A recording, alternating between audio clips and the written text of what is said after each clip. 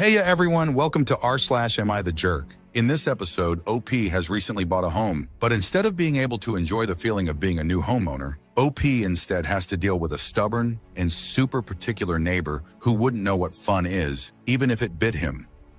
I bought a house in a community without an HOA. I wanted my home to be my home, and that includes making it look the way that I want. I also chose a neighborhood that already has fun, colorful houses instead of just plain earth tones. I finally got to the point where I could repaint my house. I picked a soft, peachy color with sage blue and soft and dark pink accents. Fun and colorful without being too out there. I think if you Google colors blue sage peach, you'll see a similar palette. My neighbor Paul seriously hates it and has been complaining since we started the project. He also made his opinion known that he hates our front lawn, lots of wildflowers and sunflowers, fun garden flags, a little free library, etc. Each and every time, I've told him that I don't care. Truly I don't. And I've suggested a few times that maybe he'd be happier in a HOA community that has control over everything and forces people into having earth-tone homes. Paul got angry when I suggested that and said he's lived in his home for 15 years and shouldn't have to move. I told him, okay, well, you'll have to learn to live with a little color. Last weekend, I was putting in pavers that my niece and I had painted together. They're all things like ladybugs, turtles, birds, etc. in fun colors. I adore them, and my niece is so excited she gets to be a part of my home. Paul came over to complain yet again, saying it was all an eyesore, and my niece was here. So I just told him, it's time for you to grow up and get over what I'm doing with my house. He got even pissier and told me that I have no right to talk to him this way. Do I know who I'm talking to? Etc. I told him to just go away and to get a life. If he has so much free time to whine and complain about a colorful house, maybe he should get a hobby. He stormed off, calling me a nasty piece of work. My niece was cracking up on the side. For the record, no one in my family is uptight. We really don't care about cussing. I know some people still clutch their pearls over it around kids. She's 15. But I'm sure she says worse. Anyway, one of the other neighbors came to tell me that he's been flapping his yap about how disrespectful I am to talk to him like that. She told me that she knows he's a pain, but that he has been in the neighborhood forever and it's worth being nice to him. I don't know. Is telling him to get a life that big of a deal? Am I the jerk? Haha. Who needs an HOA when you have a neighbor like Paul? After all, he's been living in OP's neighborhood since forever, right? So, who could possibly be better suited for the thankless task of keeping everyone else in line and maintaining order in the neighborhood other than Paul, your local fun police? But jokes aside, having a guy like Paul around's really gotta suck. The main reason OP even bought a house there in the first place was to avoid controlling parties like an HOA. But just when OP thought they were safe, they suddenly find themselves having to deal with Paul and his antics. Honestly, why do some people think they can throw their weight around? Just because they've worked or lived somewhere for X number of years, like Captain Karen, aka Paul here? That's just something I'll never understand.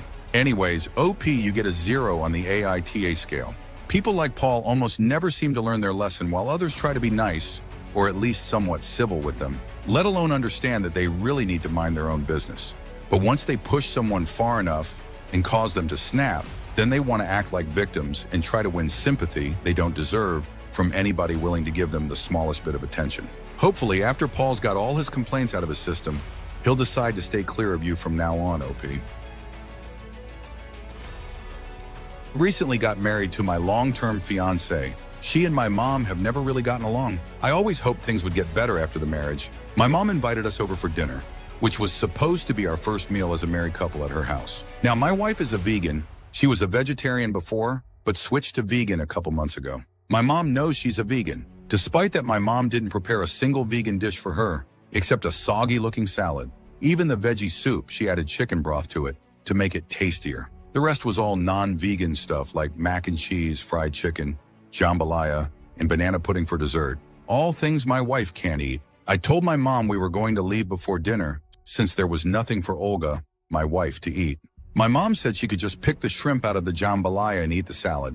I told her that's not how it works. Then she started insisting the veggie soup was fine. I pointed out that it wasn't vegan because of the chicken broth, which according to my mom was bullcrap. She then asked Olga if she can't just eat normally for one day. My wife said no, but she doesn't mind just having the salad. But I knew she was just trying to save the day and was fed up with how my mom was treating her. So I thanked my mom and told her we were leaving.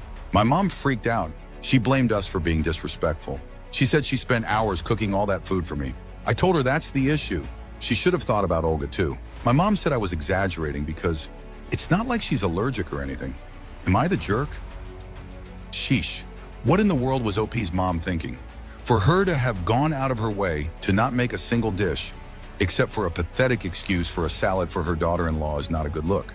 OP knows that his mother and wife don't get along, and it would be one thing if both of them contributed to the problem by somewhat antagonizing the other. But even if OP's wife was the one starting most of their conflicts, his mom didn't do herself any favors by making an almost entirely non-vegan meal for her son and his wife, and also tampering with at least one of the so-called vegan dishes. And while the mom could say she didn't know that adding chicken broth to the vegetable soup meant it was no longer vegan, her trying to defend her actions even after her son pointed out the truth by claiming the chicken broth would make the soup tastier makes that hard to believe. Then there's the salad, which, depending on the type of salad dressing used, if there was any on there to begin with, might not have been vegan either. So, if you ask me, OP's mom is lucky things turned out the way they did. Depending on how bad previous conflicts between OP's mom and wife were in the past, this situation easily could have been the breaking point which changed the mom's relationship with her son. After all, people have gone low to no contact with family members for all sorts of reasons, even the ones they're very close to. Having said that, OP, you're not the jerk here, and I'm giving you a 0 on the AITA scale. On the other hand, your mother certainly is, and so she'll be getting a 4. No matter what her relationship with you or your wife is like, there was no reason for her behavior other than to purposefully start trouble. As you mentioned in your post, she knew that your wife has been a vegan for quite some time now, but instead of respecting that, she invites you and your wife over for dinner, trying to back your wife into a corner by forcing her to either eat the non-vegan dishes she spent hours cooking for you or the clearly subpar salad. And that, folks, wraps up this episode of r/Am I the Jerk. If you liked this video, then click on this next video for more unbelievable stories like this one.